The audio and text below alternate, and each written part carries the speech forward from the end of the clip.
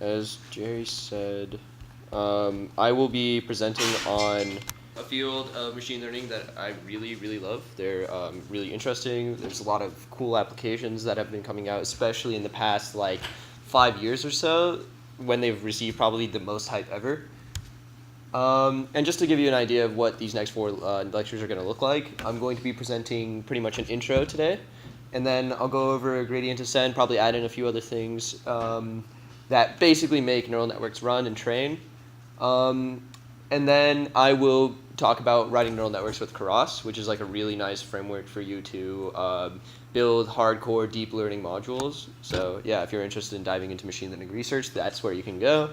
And then I'm finally going to go over this thing called the neural network zoo. Basically, it's just going to be an overlay of all the possible things you can do with neural networks, or at least like a subset of them. But pretty much, I want to just cover all the cool stuff. So kind of like that one lecture where when I went off and talked about generative adversarial networks for a moment, but like the entire lecture of that. Cool. So an outline for this lecture is that I will be talking about history first and kind of the motivations behind why we do neural network stuff. And then I'll move on to what makes a neural network run, and then I'll talk a little bit about how neural networks are implemented. So the motivations behind the neural network algorithm is that, like, basically, as you may have guessed, they're biologically inspired. Like, yeah, here's a neuron. It's a basic, simple unit of the brain. The idea is that you take a bunch of inputs at that like kind of green dot over there, in the nucleus, the head of it, and then it across all those synapses, those like wires that are branching out. Then it'll pass that signal along the axon hillock, basically the yellow kind of branch-like tendon of the neuron, and then it outputs the voltages from those other connections there. And so in the neural network version that we're going to encounter, and the ones that are typically used in research and stuff like that, they're a lot more simplified. Like, there's a lot of like recurrence and stuff. There's a lot of computation that goes on in all the like subunits here. We don't really touch on that with the neural network model, and that's because we kind of get away with like using the simple idea of just passing values through this neuron, I guess. But I'll come back to the actual structure of the neural network, or of how a neuron particularly works, because I want to step into kind of the history of neural networks themselves.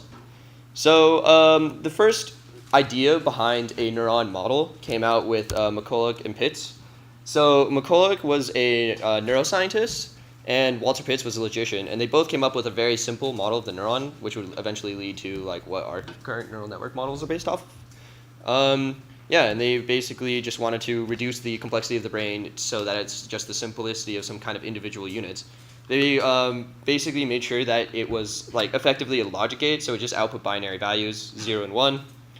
And yeah, it was like pretty critical towards later developments. So in 1958, Frank Rosenblatt came up with the Perceptron Model. The basic idea behind this is that we have like some set of inputs, this like x vector over here on the left, which are all multiplied by some kind of set of weights, and then they're passed into this summer, which adds them all up, and then that is piped into a activation function, that stepwise thing right there, which determines whether it should be a 0 or a 1. Very similar to the McCulloch and Pitts model, where there's like a binary values being output, but it kind of expands it a little bit more by incorporating this idea of input and output. So as you notice here, there's only like a singular output. However, in a kind of network scenario, you probably just output it to many different neurons. More on that a little bit later. So this Perceptron model got a lot of hype because it was like people were able to teach us some stuff, and it was basically like a pretty good machine learning model. It was able to calculate a bunch of stuff. Frank Rosenblatt implemented it on this like huge hardware array, and there's a picture of it on Wikipedia. And it just seemed to work because they thought like, oh yeah, we're dealing with brain components here. Like clearly we're going to be able to teach this thing to do some crazy tasks.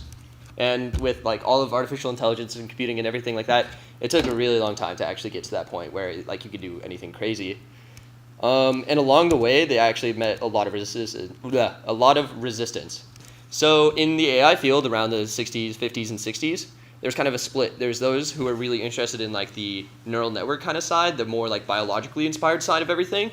And there's this other side that was really interested in this like symbolic programming kind of way to manage everything. You can actually see this in what machine learning is right now. Like at the current moment, there's like this whole set of people who are really into deep learning, neural network kind of based research. And then on the other side, you see all these people who are dealing with like support vector machines, k-nearest neighbors, and all those kind of things. So basically, like these, they've always kind of been feuding with each other, I guess you could say, and like competing for research grants and everything like that. However, in 1969 is when these two leading symbolic programming AI researchers, Marvin Minsky and Seymour Paport, published a book called Perceptrons. Like, you'd think that this book is going to be like good, praising perceptrons and everything like that, but it turns out they were just bashing it the entire way. And their most like critical argument was that the perceptron model listed here is basically just limited because it can only do this kind of simple summation and only stepwise function. And so when you're trying to do any kind of classification problem, the most like complicated thing this individual neuron could do was basically just draw a line between like two classes, kind of like this. Couldn't do anything more complicated like dealing with some kind of circular data. Let's say this is like a bunch of photos. When it's faced with this kind of problem, it's going to try to draw a line through that, and it's like, oh, I can't actually figure out what class is what. So it's completely useless, I guess, in this simple case right here. So their argument there was that, like, oh yeah, we definitely need to just avoid all neural network research and instead optimize for this kind of like symbolic programming. And as a result, a lot of funding that was originally intended for neural network research pretty much dried up. Like, nobody paid these researchers anymore. And that was just a fundamental problem, because we would later realize in like the 70s and the 80s that there was a way to chain all of these together and efficiently train these neural networks through this method called backpropagation. And so before this, the standard was to run this kind of gradient descent algorithm, this very like naive version, which would take like O(n) squared time if you've taken 61B. So basically, like it was really complicated, and especially with networks with huge numbers of parameters, that would be like pretty expensive. However, with the invention of backpropagation, they were able to reduce the number of computations so that it was effectively O of n. So like a whole polynomial step down in complication. Even though this came out, and there was a lot of like cool research results because of that, in the 90s and kind of the early 2000s, neural network research became slow again. Basically, there's this new model called support vector machines that was effectively like it was pretty effective, didn't require like huge numbers of parameters to train, and was definitely like giving good results, whereas neural networks were still like really expensive to run. They were like questionable about their impact, and a lot of other stuff like that. During this entire time, though, there's still a few researchers, namely like Yann LeCun, Joshua Bengio, and I think those are the two that I can think of at the top of my head, actually. But yeah, they're still kind of working on deep learning in the background, and they're really like their time in the pretty much the best like time for them was in around 2011, when GPUs became really, really good. And they realized that the matrix operations that run neural networks could be done at really, really high rates through GPUs. So just to give you a quick understanding of like why the GPU architecture is good, like in a typical graphics processing thing, you have to deal with a bunch of matrices and kind of output them through this specialized hardware. And in around like the 2010s, somebody figured out that, we could just put all matrix operations through this, like why not? And so they decided to try neural networks. And with that came this phenomenal paper called AlexNet. It's by Alex Krzyzewski, I think. Basically, what he did was he takes the matrix operations, splits it across two different GPUs, and he was able to create a classifier for this data set called ImageNet, so that it was like, I think it was like a 17% accuracy or something like that. I mean, 17% error rate. So like an increase of, I think, 8% from the previously best result. So it was clearly like a very, very good improvement upon like what the state of the art was at that time. And if you notice this ImageNet competition, which is held yearly, it's held by the, I forget the exact name of the I guess research lab that holds it, but the basic idea is that you have like a whole large data set of images, and you have a bunch of labels with all of those images. And the whole point is just to give like some kind of accuracy of labeling those images with like the specific word there. And what happens is after AlexNet debuts in 2012, in 2013, almost every single ImageNet competitor who does well, who's like in the top 100, actually uses a convolutional neural net. Like it changes the field that drastically in one period of time. So yeah, that's pretty much it for the history of neural networks. Does anybody have any questions? Oh, regarding the symbolic programming versus neural network stuff, I actually included a link here. So if you want to go check out this kind of extended reading on why neural network research was dried up and everything like that, and kind of give you an idea of what I guess mistakes would be to like not do when you're in the research field if you happen to choose that direction, yeah, check out that paper. So yeah, let's ground ourselves back into the into actually understanding this algorithm. So on a single neuron model, this looks really, really similar to the perceptron model that I brought up earlier from Frank Rosenblatt. So as you can see here, there's like that weighted input, and you have the same kind of transfer function, which is basically just summing it all up. And then you have a activation function. So unlike the stepwise function, which was just basically like a step on whether you reach some certain threshold, it actually incorporates this idea of a sigmoid, which looks really similar to it, except for it's continuous. So instead of having to choose one discrete value, now you have a whole continuum of values to choose from. And this allows neural networks to train a lot better, because now you can take the derivative, and gradient descent is introduced at this point. So yeah, that's the basic operation of a single neuron. In the multiple neuron scenario, it's a little bit more complicated, as you can imagine. So with as you notice here, there's this layer right here would be equivalent to this same layer here, except for they all take in the input from these previous ones, from these previous inputs, and then they all kind of output the same values across these weights here.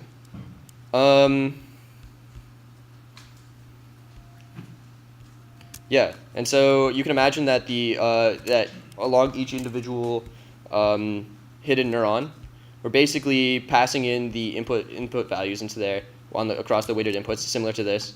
And then they're processing it in the hidden layer, and then we're passing it back out to the output. Again, each weight kind of acts as this like intermediary to pass these values through. And so in implementation details, each layer could look like a weight matrix, basically. So those of you who have taken linear algebra before, the basic idea is that along the rows of the weight matrix, you have the let me think about that. Yeah, you have the weights for a specific neuron. So let's say this is neuron 0 right here, and then the weights that are connecting neuron 0 are here, here, and here. So the ones connecting from each individual input neuron, and the basic idea there is that we just basically multiply this row. It's pretty much a dot product, and then you're multiplying it by the input here. So then you can imagine that you do that with every single weight layer. And then we apply this activation function that I talked about right here, so the sigmoid here. And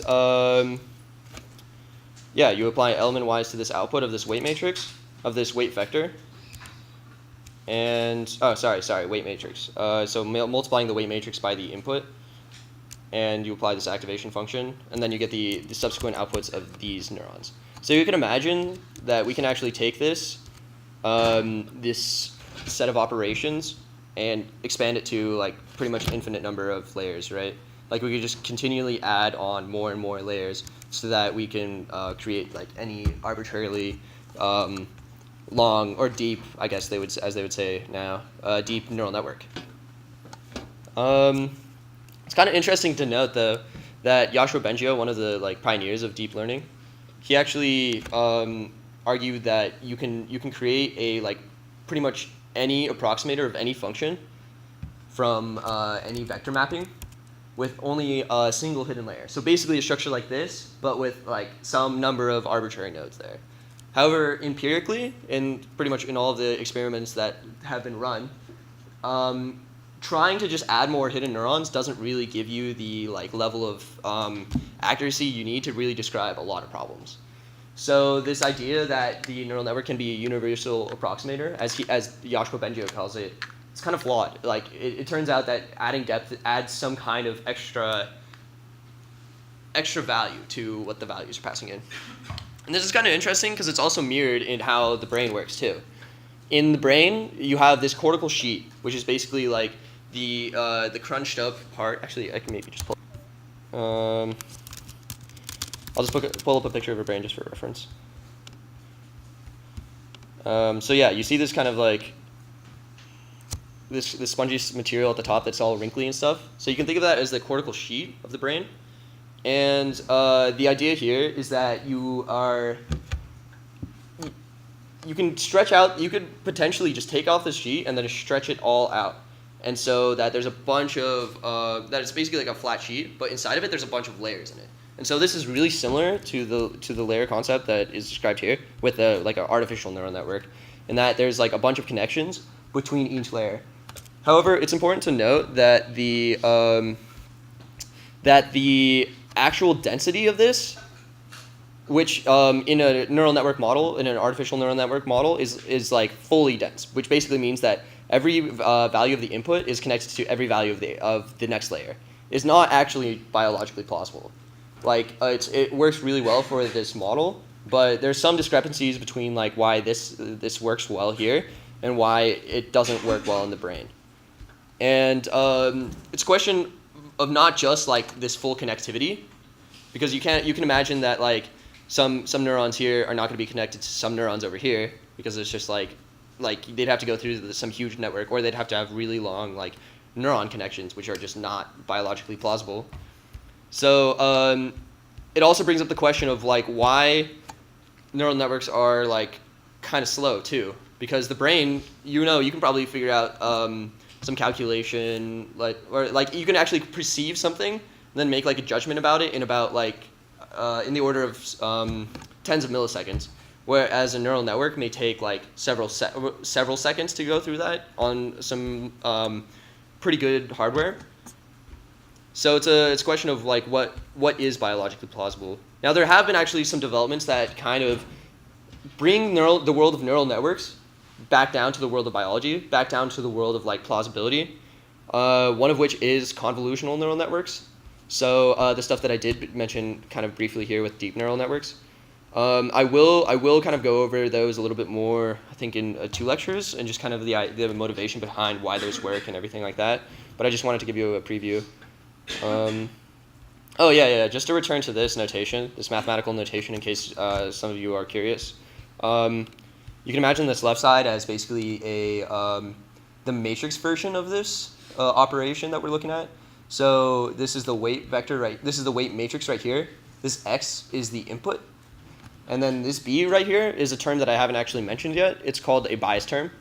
The basic idea is that you are adding a single value there that's not affected by the input or anything like that. It's basically like multiplied by, you could consider it like a weight vector multiplied by a constant or something like that.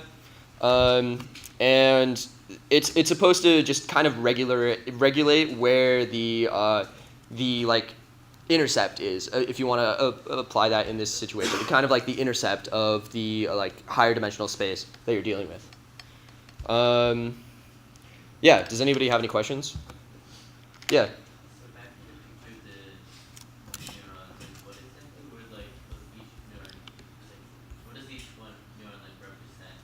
What is? Oh, you mean like, let's say we've learned some representation. What does like neuron 0 mean? Yeah, would that just be like a different feature that we're trying to like decide our output?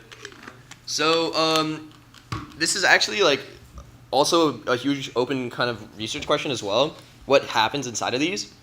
These inputs right here would be the features, as you mentioned. However, these like these layers right here, it's hard to say exactly what they are. Because we train the network by running basically like an optimization problem. You could think of these like individual neurons as like some kind of higher level representation that like spreads apart the data in a certain way. Well, at least in this specific case. So there's like 3 to 4 and then 2. You could think of it as like a way to project onto like a higher dimensional space to like somehow separate data. It's kind of interesting. There's this thing called a kernel trick. The basic idea is that you can like project across like from a different set of dimensions to create something that you can like actually linearly separate. So I'll actually bring up this example that I brought up earlier, right? Where we have like a circle of data points, and it's hard to see like how you draw like a linear decision boundary here. So like there's no conceivable way you could do that, so you'd separate the O's from the X's. However, you could actually implant this onto like a three-dimensional space such that this works. It's pretty cool. So I don't know the exact operation of what you can do. I don't know what the like mathematics behind it is, but I know that you can basically project it across this like three-dimensional plane. So imagine this is like not plane, I guess, three-dimensional object, such that the O's are projected here, and then the X's come up here.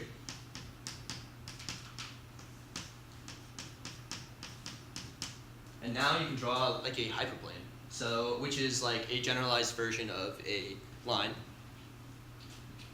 such that it separates these values. This is specifically called feature lifting.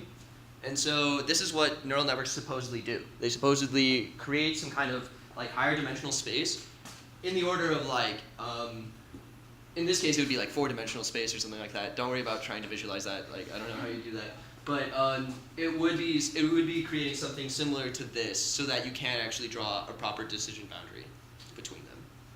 The individual neurons are kind of a black box. Like it's hard to say exactly what they are.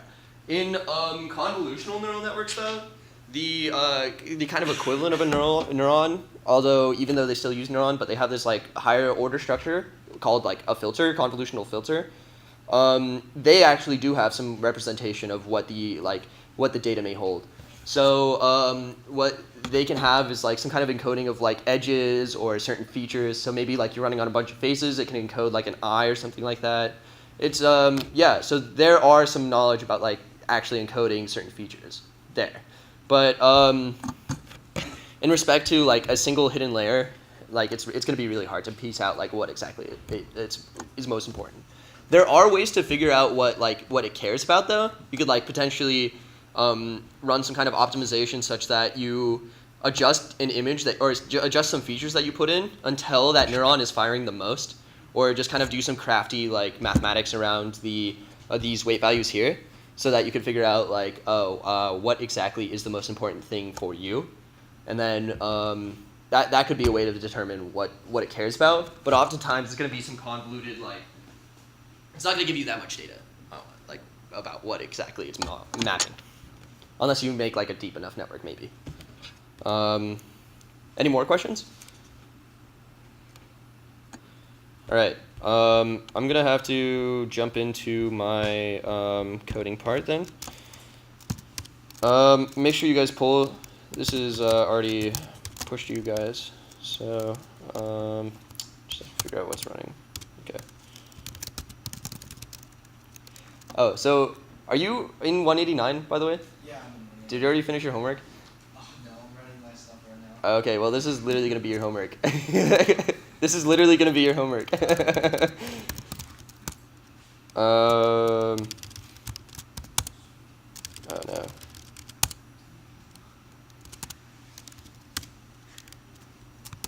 Hopefully this is good.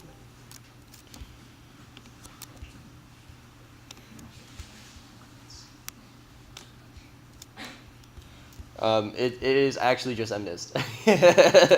So yeah, if you guys remember the MNIST dataset, we've talked about it a few times now. Basic idea is handwritten digits. So if you want to pretty much run everything here, yeah, the first few are just kind of like boilerplate. And yeah, so the first thing we want to do is just load the dataset. Takes a second, and then we're going to one hot encode, do some testing split here, and then training the network. So actually, wait, hold up. Let me set this on something pretty significant. So I'm going to get back to that in a second, and I'll talk about the implementation here. So the basic idea is that we run some training step that does a bunch of backprop, and it's kind of messy. I'll try to go over it next time. But the basic kind of format, the basic most important component of a neural network itself, I think, is the feed-forward operation. So if we can try to grok it right here, I have a set of weights, and I have a set of biases. So as I mentioned, those bias terms that pretty much just add on at the end. And I will take in the data that I feed in, this x value here. I will multiply it by the w here, matrix multiply, then add the b. Then I have this activation function right here. I apply a linear combination to it, and then I save this linear combination for later. I'll tell you why, and then I'll save this activation for later, and then it'll just output the activate. It'll run through every single weight and bias term and every activation function, and basically just calculate all the basically just run pass the values through, feed the values through, if you want to say. So I do save these values right here, the linear combo, and then this activation function output, so that I can actually run back propagation later, because you're going to have to like propagate these values through. So yeah, let's return to this training right here. And as you can see, so this is like a loss value. Basically, this is what we're optimizing. You don't really have to worry about what the exact results of this are, but you just need to know that it should go down. This is effectively what we're running gradient descent on. I'm going to touch more on that next time. And right here is basically our accuracy measurement. As you can see, it's like pretty terrible. It's like 13-14%. And that's because I just ran it for like a minute, and I only ran it for 10,000 iterations. Whereas the dataset has like, the training dataset has like 50,000 values, so I didn't even touch upon like a fifth of the dataset. So clearly I have a lot more iterations to go. It's a pretty, oh actually, hold up, it's not even done. Look at it. So this is actually a run that I did a lot earlier, where I ran only I think like 100 iterations or something like that. And as you can tell, it's a little bit computationally expensive. And that's definitely where the GPUs came into play, because the GPUs can do these matrix operations that are really costly, and it can do them like really, really quickly. I don't know what the benchmarks are right now, but I think the original ImageNet paper, the one from 2012, trained their ImageNet in like 6 hours. So this is definitely a much more simple problem. And the one I submitted for my my 189 homework actually took me like 40 minutes to train, I'd say. They do say that they can train them in like 3 minutes. I'm not. Did you train on the GPU for 189? No, okay. I did not. No. I definitely used like this code. With a little bit of differences. So you can actually, you can also incorporate this bias term with some like special fudging with the weight vectors and everything, weight matrix and stuff like that, into the weight matrix itself. I'm definitely not gonna dive into that, but hopefully this will train. I'm honestly gonna guess that this is not gonna do as well as I, anywhere close to as well as I got it to run before. So I actually have a pre-ran version already. I was using the, to kind of answer your question, I was using the Hive machines to do everything. But I'm not actually using their GPUs though. Just like. But you're using their CPUs, yeah. CPUs, yeah. I mean, because they have like twice as many as I do, so it's like, why not? Oh yeah. Oh, yeah. By the way, if you're in a CS class, you can use the Hive servers to run anything. So if you did want to run like a bunch of neural network stuff, you can run that there. So it's pretty cool. They've got some pretty good chips, so it's nice. I'm not sure. I think they have GPUs too. Yeah, I've they heard. do. But I mean, if you're not using a framework that allows you to use the GPU, Yeah, they're not gonna really help you. I think it may be hard to actually install that stuff too. Yeah, well, TensorFlow has a pretty simple way to use. Don't you may need to install the CUDA stuff though, right? Yeah. I don't know. I've not actually tried on their machines. Alternatively, you can use AWS as well, which will give you like more hardcore GPU stuff. Of course, we'd recommend using like a deep learning AMI.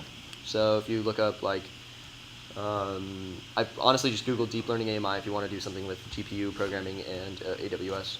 But yeah, there's a lot of cool stuff coming out of there. Yeah, so let me just find the instance that I was using. So as you can see here, I have my my neural network here. I stored it in a thing called net, and the basic idea here is that I loaded the data set. I run hot encoded my labels, and then I just ran the accuracy here, and I got 99% on the training set. So it was like this is after I actually don't know how long this one ran because I kind of just left it on its own and then came back to it later. But yeah, I think that's pretty much it for this lecture, I guess. Does anybody have any questions about implementation or anything? You want help on your 189 homework? What? Did you run it for 40 minutes of training time? To get like the ideal, I could get it to give me like 93% accuracy within like 20 minutes, I think. Less than 20 minutes. Yeah, So. I just ran for like 7 minutes. No, for like 91, so I was like, Oh yeah. Like it increases really quickly at the beginning. So there's that.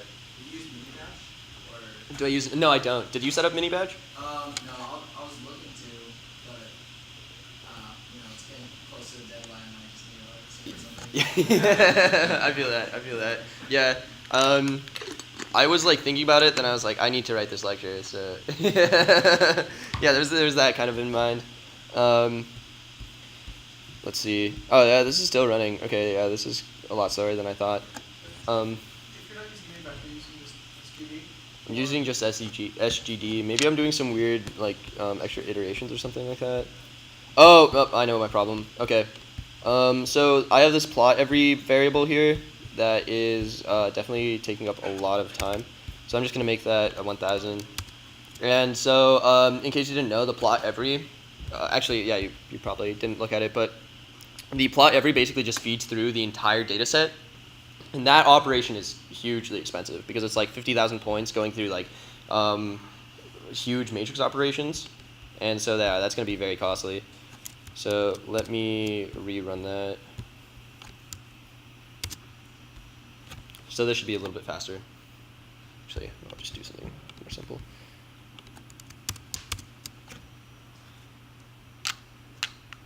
Oh, wait, just kidding. Yeah, I think that's pretty much it. If you guys have any questions, just ask me. Next week, I'm going to be talking about gradient descent on the first day, so backprop stuff as well. Hopefully kind of incorporate some other materials because gradient descent and backprop are like huge and lots of math. So I want to just give you guys the intuition and kind of point you to the places where you can learn more. Additionally, I have these 3 resources here that I posted at the end of the slides that you can kind of check out for kind of your own interest.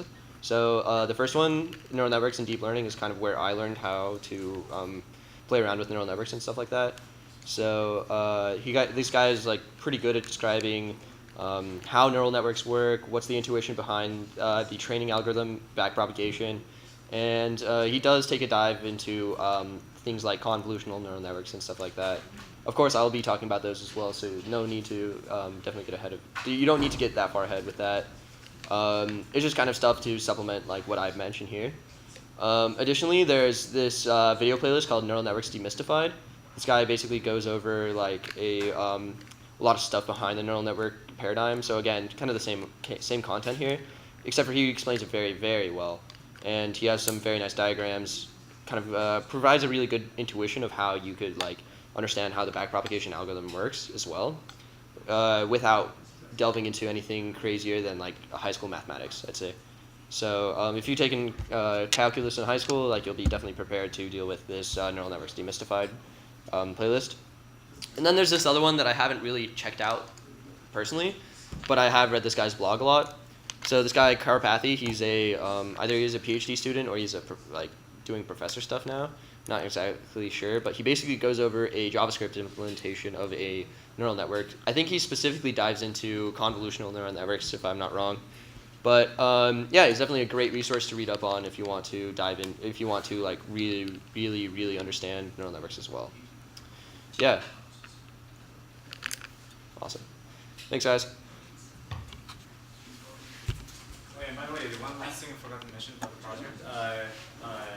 We are grading the notebooks this time, so just FYI. It actually will affect